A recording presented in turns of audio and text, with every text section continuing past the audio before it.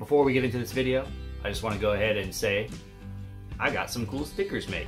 As you can see, these are very neat. They're high quality. These were done by the boys over at Sticker Mule right there. If you think these are neat and you want one, I may have them available. If you find me, if you know me, maybe I can just send one to you. But I wanted to see how these would work, if people actually wanted them, if I could put them somewhere cool, anything like that. So we'll see how that goes. Pretty neat. Because these horsemen ride with the sound inside, with heads like thunder, the rock will go by. We'll have no mercy for big, far and wide.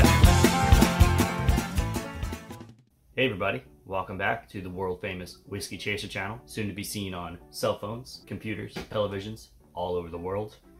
Today, we're gonna do a video indoors because it's disgusting outside.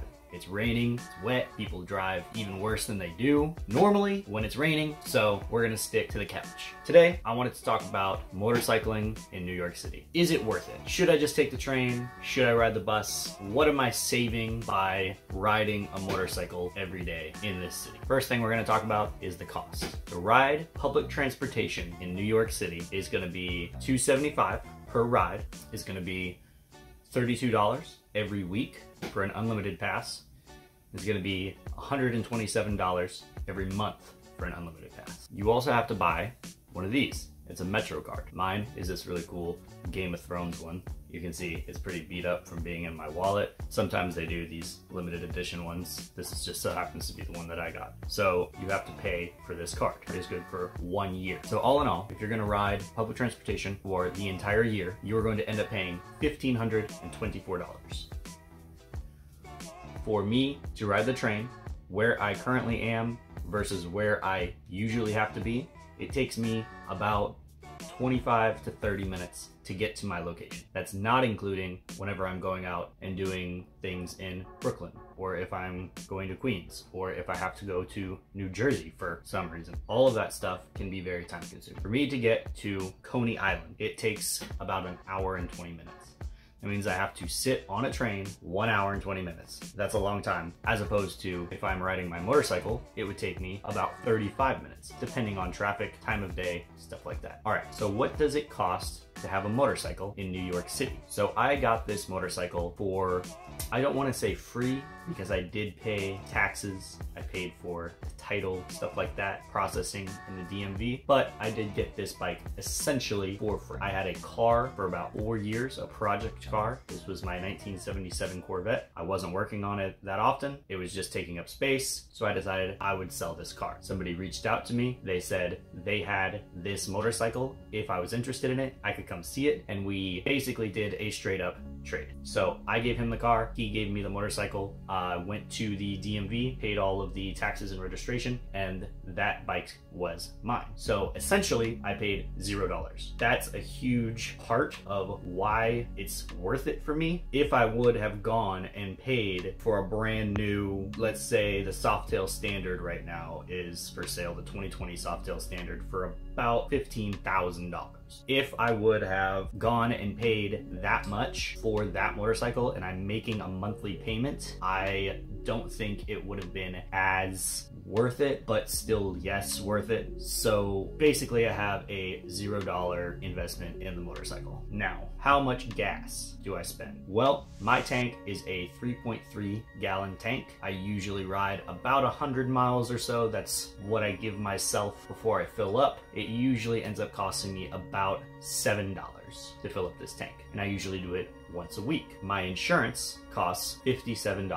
Now that's for full coverage insurance. That means that if somebody hits me, if I hit them, if I hit a huge ass pothole in the ground, if the bike gets stolen, which bikes get stolen in this city, anything goes wrong. So that could possibly happen. That's why I have full coverage insurance. I could switch down to liability insurance. It would cost me about $15 a month, but I do want to protect myself in case something does happen to this bike, in case something happens to me. As you guys have seen in my videos, there are a lot of stupid people on the road who make really dumb decisions. So all in all, together, these three are going to add up to $1,048 per year. I'm saving about $476 every year by commuting on my motorcycle as opposed to commuting on the train or the bus or anything like that. That's the money part. But what about beyond the money part? I already mentioned that it takes me on my daily commute to get from my apartment to my place of work about 25 to 30 minutes. Now, on the motorcycle, it takes me about 35 to 40 minutes. And that is including the 10-minute walk that I have to take from the parking spot that I usually park at to my place of work. That right there is kind of a big deal because I do have to leave earlier. I have to be able to accommodate for traffic, anything like that. I'm consistently looking up every single day what the fastest route to work is. I am able to make it on time. Unlike most cities in the United States, parking for motorcycles is not free. This is a total load of crap. It absolutely should be, but unfortunately it's not. So there are places to park downtown in the area where I work for free. These places, I'm not going to say where they are because if anybody from New York City is watching, I'm sorry, I don't want you to take my spot. This is like one street out in the middle of all this commercial parking and I really just don't want to tell you where it is. I'm sorry. So you have to know where to park. You have to know what times so you can park, because these signs can get very confusing and it can be very difficult to tell exactly when you're able to park. Plus, you don't want to get towed. You don't want to get a ticket. That kind of stuff can happen if you aren't reading signs correctly. Stupid, again, but it is what it is. That's city life, baby. Also, every time you take a train, you know where that train is going. When I was living in Brooklyn, I would take the train into work. It would take me about 45 minutes or so during the middle of the day, middle of the week, because they know that there are a lot more commuters between that 9 o'clock and 6 o'clock time period than afterwards. So it'd be much quicker. You'd be able to get there in a shorter period of time than when you would come home. Sometimes when I was coming home, it might take me an hour, hour and a half because the train is not running as quickly because they're making more stops, they're doing maintenance, there's other problems they're having.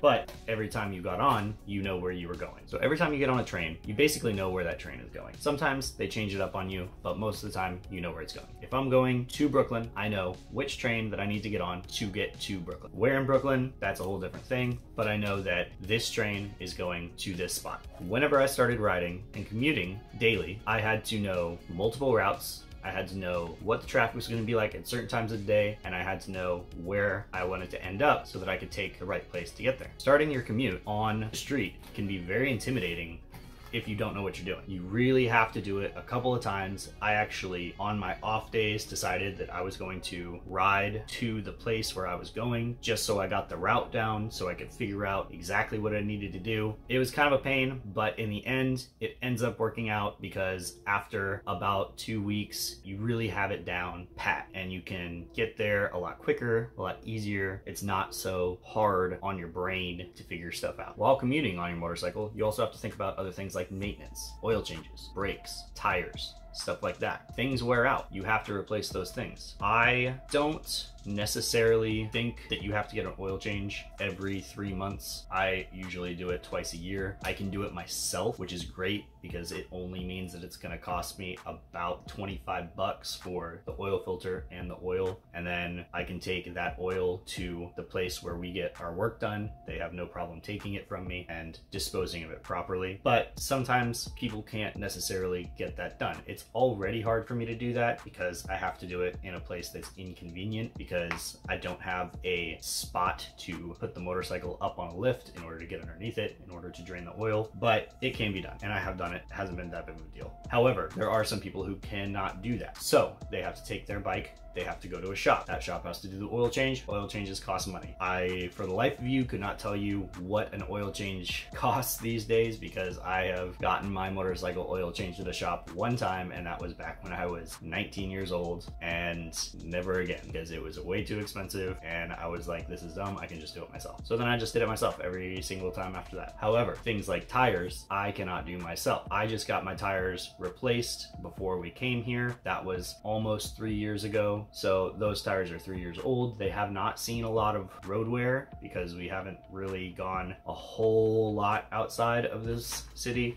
Plus, you have to think, like, we went to the Sonic in Long Island, and that was only 30 miles. It took us a long time to get there because the traffic, the roads are difficult, they're all over the place, but it really was only 30 miles. Everything here is pretty close. I only work, like, I think 7 or 8 miles away from my apartment, and it still sometimes takes me 40 minutes to get there. But that's good on the fact that my tires are not gonna wear out as fast because I'm not going as far. I'm not doing as much road wear on those. So that is something that I don't really have to worry about so much. I have had to replace light bulbs. I've had to replace parts. I had to get bags for the bike because there's just stuff that I have to carry with me that I have to have. I got a sissy bar for it because I needed some place to strap a bag to if I go on trips. I can't just wear that thing on my back for however long. You have to get clothes. I have to get, I just had to buy a pair of rain pants. I have to buy jackets, helmets, little things like that sort of add up. And I think that that difference of $476 that you save ends up kind of rolling out and evening out because you do end up having to spend more on stuff like this. All in all, the conclusion that I'm really coming to here is if you take the train, if you commute on your motorcycle, either way, it's gonna end up being about even. The one thing about commuting on your motorcycle that you really get over the train is the views. You get to see some amazing stuff. The spring and fall in this city is so pretty. It's incredible. I've never seen anything like it before. Driving up through Connecticut is insane. It's so cool. And that kind of stuff you just don't get if you're on a train. You have to be out in the open and you have to see it for yourself. Even driving across these bridges and looking out over the bay and seeing the Statue of Liberty is just a different experience when you're on a two-wheeled vehicle versus if you're in the cab of a train. Sounds different, smells different, feels different. It's just so much better. You also have the ability to just up and leave anytime you want. If I decided that next week I want to take 2 days and just head out to Pennsylvania, I could do that. I could do that on a train too, but it would cost money. It would probably take longer. I wouldn't have as much fun. I mean, maybe I could sit there and do a Sudoku puzzle or something. I don't know how to do Sudoku. I could learn because I'm on a train riding out into the middle of wherever, but something about just being on the motorcycle makes it worth it. You're not saving a whole lot in the long run, money-wise, but you are saving a lot life-wise. It's just better. Alright everybody, thank you so much for watching this video. I know it was a little bit different. I'm sorry. I really wanted to go out and ride today, but like I said, it's just disgusting outside. Like I said, I do have a pair of rain pants that are coming in, so that means that we can go outside on days like this because I have a jacket that will repel water and I just don't have any pants that will repel water. So we'll be able to do that after those get in, which is good because it's about to start raining a lot more. I hope that everybody had a fun Halloween. I worked. So it was whatever. But, I hope that you went out and you had fun for me. So let me know if you guys want to have one of these cool stickers. I only have, like I said, a few, but if these go real fast, they already have the proof for me. So all I gotta do is just click that reorder and it'll go right on through and I'll get them right out. Again, shout out to the guys over at Sticker Mule for these. These are amazing. They gave me a couple of extra just because they're awesome. I myself have not used them before, but we have gotten stickers from them for my job before, and these guys, with every purchase of $100 or more, they throw in a bottle of their mule sauce, which is this crazy good hot sauce, like crazy good. I literally have been putting it on everything. It's so good. So shout out again to these guys. They're awesome. They make a great sauce. They make a great sticker. And yeah, hopefully next week be able to get back out on the bike, be able to go ride. All right, everybody. We'll see you later.